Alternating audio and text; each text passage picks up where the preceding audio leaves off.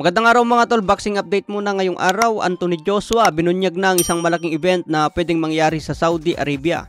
Gusto ng Saudi Arabia na pagsabay ng dalawang laban sa heavyweight. Main event si Fury versus Alexander Usyk. Co-main event naman si Joshua at Deontay Wilder. Isang malaking event nga ito kung matuloy mga tol, pero isa pa lang ito sa mga opsyon. Samantala tinanong din si Wilder kung manonood ba sa laban ni Fury versus Francis Ngannou. Sagot naman ni Wilder, hindi daw siya manonood dahil boring lang ang laban. Patay na daw ang heavyweight division, wala nang exciting na laban na dapat abangan. Dati kasi mga tol, heavyweight division ang pinaka-attraction sa boxing.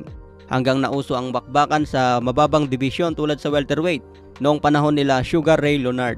Sinabi na rin ang prediction ni Wilder kung ano ang mangyari kay Joshua sa kanilang laban.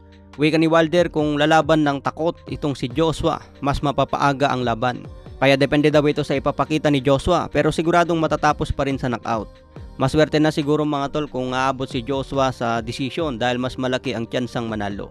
Sa iba pang balita, Ryan Garcia at Floyd Mayweather nagsama sa isang training session. Makinig at matuto mula sa isang best fighter in the world. Ito ang pahayag ni Ryan Garcia. Ano kayang teknik ang tinuro ni Mayweather mga tol? More technical kasi ang galawan. Maganda siguro ituro ni Floyd yung full counter dahil effective sa mga laban niya. Samantala nagkita pala si Ryan at Jorge Linares. Mukhang ito na ang susunod pa na kay Ryan Garcia. Pero sinabi ni Ryan tatapusin daw niya muna ang laban ngayong taon. May inaayos kasi na laban si Ryan Garcia. Pagtapos niyan baka kasama na si Linares sa naka-line up para kay Ryan. Aakyat na siya ngayon sa 140 pounds kaya makakalaban niya dyan sila Haney Prograis at Teofimo Lopez. Kaya abangan po natin ang next fight ni Ryan Garcia. Sa iba pang balita, rematch ni Pitbull Isaac Cruz versus Tank Davis lumalapit na. Pangalawang pagkakataon na ito ni Pitbull Cruz kaya wag nang sayangin. Baka sakaling ma-upset si Tank Davis. Sa ibang banda naman, Alexander Usyk handa na ngayong linggo kontra Daniel Dubois. Sobrang dehado dito si Daniel Dubois dahil mabagal ang galawan niya. Samahan pa ng superior skill ni Usyk. Former undisputed champion sa cruiserweight. Kaya balak ni Usyk maging 2 division undisputed.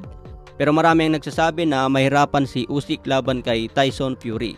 Malayong mas mabigat at malaki si Fury. Pero kahit malaki, mabilis pa rin ang galawan.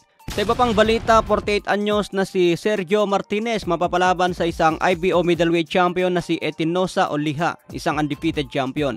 Kahit matanda na itong si Martinez mga tol, ayaw pa rin magretiro. Ito ang former champion na dating pound for pound.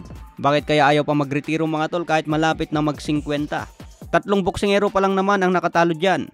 Ito si Miguel Cotto, Antonio Margarito at si Paul Williams. Yung dalawang tumalo kay Sergio Martinez, binugbog lang naman ni pambansang kamao Manny Pacquiao. So hanggang dito na lang muna tayo mga tol. Maraming salamat po.